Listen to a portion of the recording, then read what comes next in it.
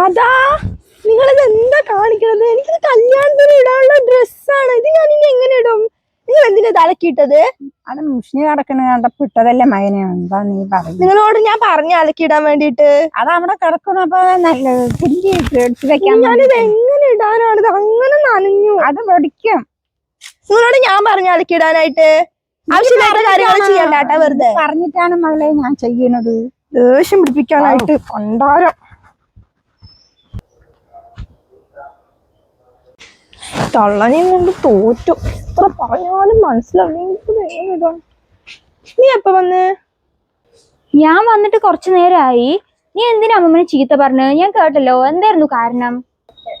എന്തിനാ ചീത്ത പറഞ്ഞതെന്നാ? ആവശ്യമില്ലാത്ത കാര്യങ്ങളെ ആ തള്ള ചെയ്യുള്ളൂ. ഞാൻ ഇന്നിട്ടിട്ട് പോണ്ട ഡ്രസ്സാണ്, അതിന് അലക്കിയിട്ട്. ഇനി ഞാനത് എങ്ങനെ ഇടാനാണ്? ഇങ്ങോട്ട് വാ, ഇവിടെ ഇരിക്ക്.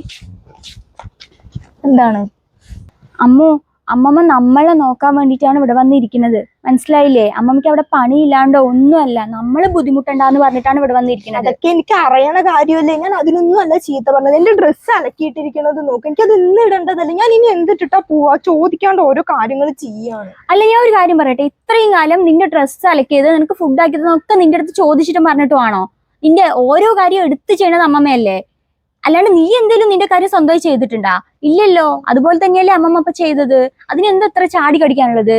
അവിടെ പണി ഇല്ലാണ്ടൊന്നും അല്ല, നമ്മൾ കഷ്ടപ്പെടാൻ ഇവിടെ വന്നിരിക്കുമ്പോ ഇങ്ങനെയാണോ നീ പറയാ?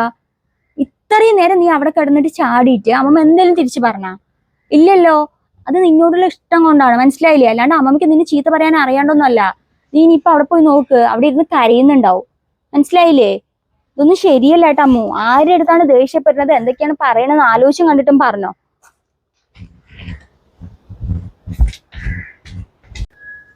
അവള് പറഞ്ഞതിലും കാര്യമുണ്ട്. ഞാൻ അത്രയ്ക്കൊന്നും പറയാൻ പാടില്ലായിരുന്നു.